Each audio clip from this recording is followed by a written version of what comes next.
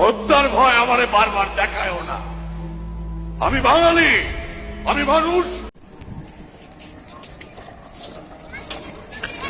প্রিয় বন্ধুরা, এই সেই জায়গা যেই জায়গায় হযরত বঙ্গবন্ধু শেখ মুজিবুর রহমান দাঁড়িয়ে ভাষণ দিয়েছিল।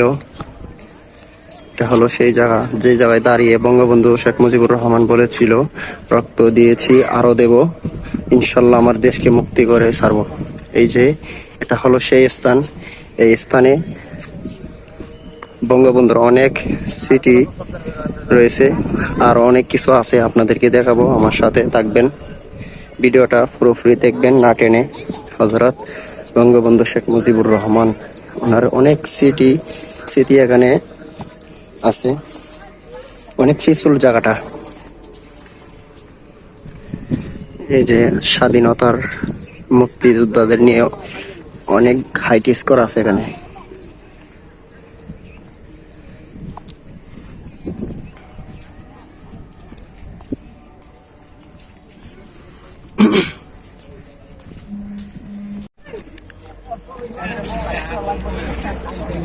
প্রিয় বন্ধুরা, এটা হলো সেই স্থান যে স্থানে হযরত 1971 সনে হযরত বঙ্গবন্ধু শেখ মুজিবুর রহমান রহমতুল্লাহি আলাই দাঁড়িয়ে ভাষণ দিয়েছিল যে রক্ত দিয়েছি আরো দেব, ইনশাল্লাহ আমার দেশকে মুক্ত করে ছাড়বো।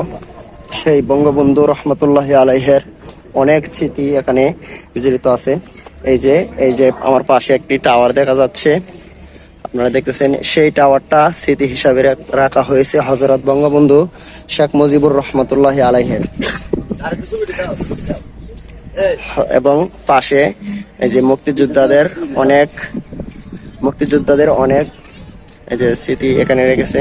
দেখেন, হযরত বঙ্গবন্ধু শেখ মুজিবুরকে মানুষের যতই ভুলে যাওয়ার চেষ্টা করুক না কেন, কিন্তু যারা এই দেশের মধ্যে স্বাচ্ছা নাগরিক, তারা কখনো বঙ্গবন্ধু শেখ মুজিবুরকে বলতে পারবে না, বুঝছেন? কোনোদিনও বঙ্গবন্ধু শেখ মুজিবুরের যে অনুদান, সেটা কখনো খাঁটি বাঙালি হলে বলতে পারবে না। এইটা হলো সেই স্থান। আজকে আমি সেই স্থানে দাঁড়িয়ে আছি, যে স্থানে হযরত বঙ্গবন্ধু রহমতুল্লাহি আলাই দাঁড়িয়ে অনেক এই যে স্বাধীনতার ভাষণ দিয়েছিলেন। কত স্মৃতি এখানে বিজড়িত আছে। সেই স্থানটাতে আসলেই পরানটা একদম জুড়িয়ে যায়, বুঝছেন বন্ধুরা? আমি আজকে ঢাকা সেই সরোয়ার্দী উদ্যান লেসকাস ময়দানের মধ্যে এসে গেছি, যে ময়দানে বঙ্গবন্ধু ভাষণ দিয়েছিল। এই জায়গার মধ্যে আসলে যেন কেন কানের মধ্যে বারবার ভেসে আসে বঙ্গবন্ধু সেই ভাষণ, রক্ত দিয়েছি আরো দেব, ইনশাল্লাহ আমার দেশের মানুষকে মুক্ত করে ছাড়বো। এটা হলো সেই স্থান। এই স্থানটার মধ্যে আসলেই কেন যেন মনটা অন্যরকম হয়ে যায়। সেই সময়ের কথা স্মরণ হয়ে যায়, যে সময় বঙ্গবন্ধু শেখ মুজিবুর রহমানকে এই স্থানে দাঁড়া করেছিল, যে স্থানে দাঁড়িয়ে উনি ভাষণ দিয়েছিল। এই জায়গাটাতে আসলে বারবার কানে সেই কথাটাই ভেসে আসে। আর যারা বঙ্গবন্ধু প্রেমিক আছে, তারা এই জায়গার মধ্যে আসে, সবসময় সর্বদাই আসে, এসে সেই জায়গাটাকে পরিদর্শন করে। বঙ্গবন্ধুকে কোনোদিনও বলতে পারবে না। বঙ্গবন্ধুর স্মৃতি যতই মুছে ফেলতে চাক না কেন বাঙালিরা, কোনোদিনও বঙ্গবন্ধুর অবদান বলতে পারবে না বাঙালিরা। আজকে আমি সেই স্থানে দাঁড়িয়ে ভিডিও করছি, যে স্থানে বঙ্গবন্ধু শেখ মুজিবুর রহমান এসে ভাষণ দিয়েছিলেন বাংলাদেশের লক্ষ লক্ষ আশেকে স্বাধীনতাকামী লোকদেরকে নিয়ে।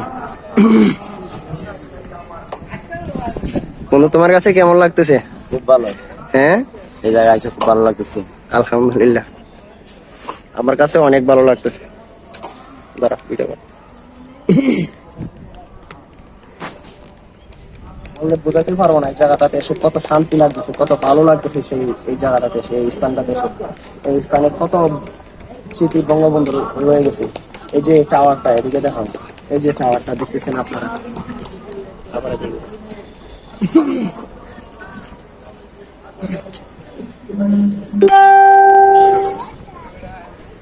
এই টাওয়ারটা যেখানে অবস্থিত আছে, সেই স্থানে হযরত বঙ্গবন্ধু শেখ মুজিবুর রহমান দাঁড়িয়ে ভাষণ দিয়েছিল।